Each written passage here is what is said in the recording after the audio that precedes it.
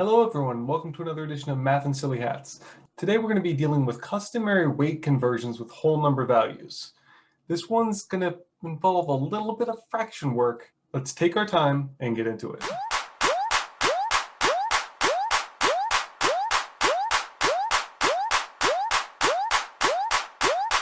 All right, here we are in ALEKS and we're given the conversion rates for different units. And then we're asked to apply those to convert some numbers down here. So if we look at the explanation, it tells you that we're going to have to divide or multiply by things, but how do we know which? And if we go to another explanation, this one's a bit more verbose. It's a lot more wordy. So how I'd like to approach this is just with, as the science teachers say, never leave a naked number.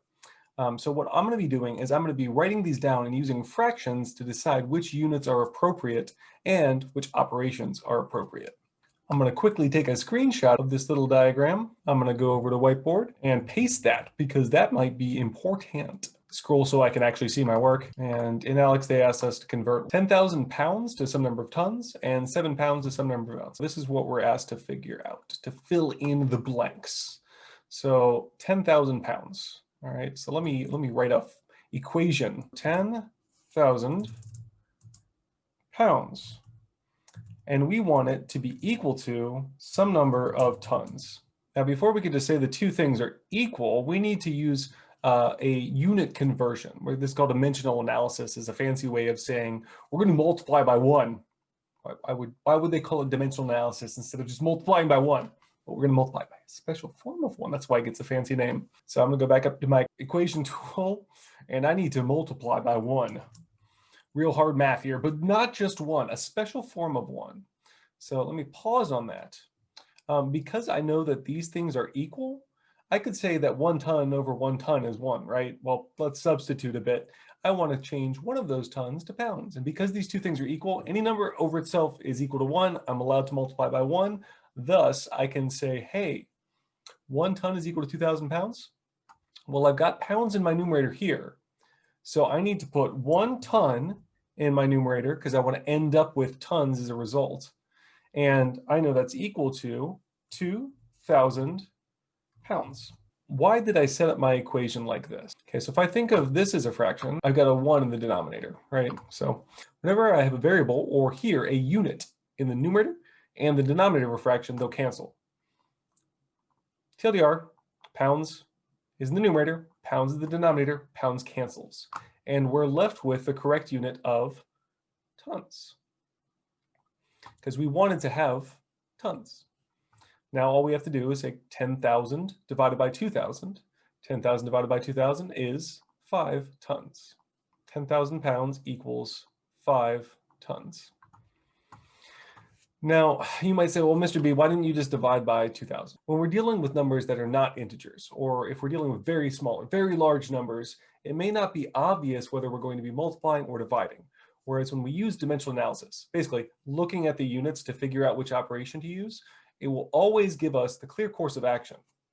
So 7 pounds to how many ounces? And you might be like, well, I'll just multiply by 16. I don't know if that doesn't work, divide by 16. Let's not make a mistake, because if we make 3 mistakes, we don't get credit for the ALEKS topic.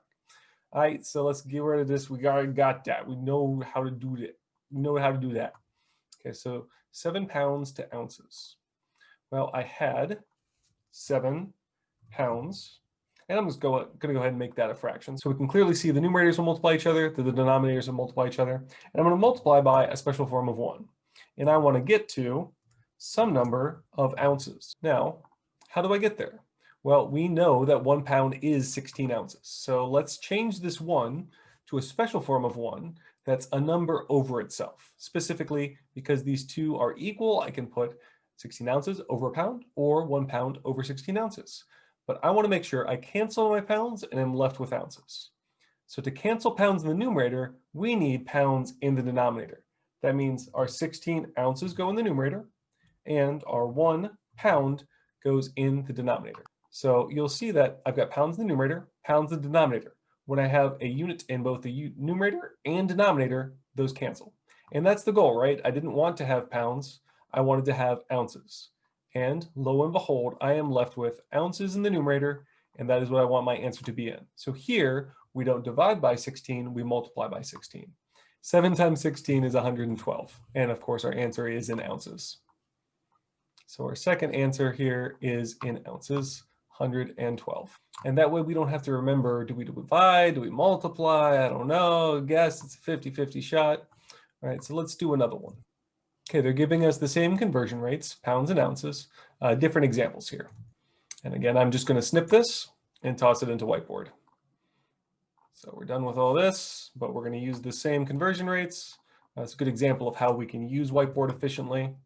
So we now need to answer 16,000 pounds is how many tons? 16,000 pounds. Of course, we're always allowed to divide by 1. That doesn't change the value. And I need to multiply that by a special form of 1 to get to some number of tons.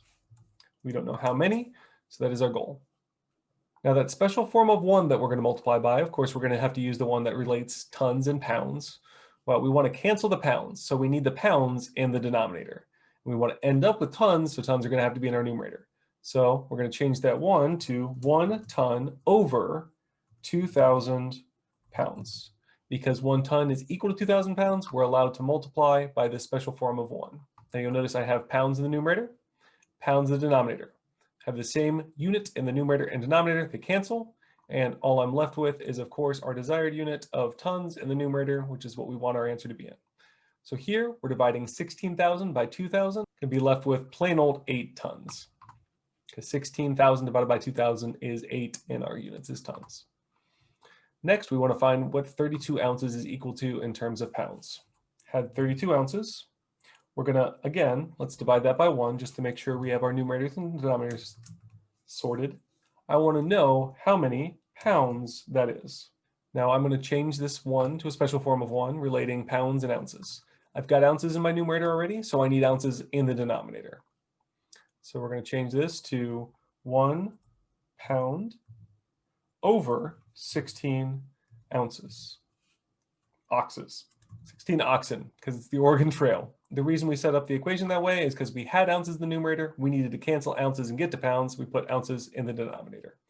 And now we're left with our desired unit, pounds in the numerator, which is important because we need to have pounds as our answer.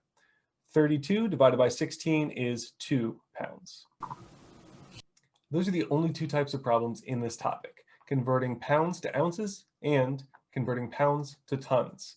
So hopefully, as long as you're doing your dimensional analysis, multiplying that by that special form of 1, and paying close attention to your units, you won't have to remember, do I divide, do I multiply, which one do I do in which case?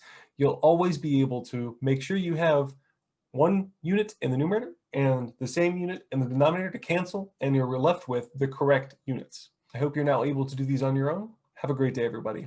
Bye-bye.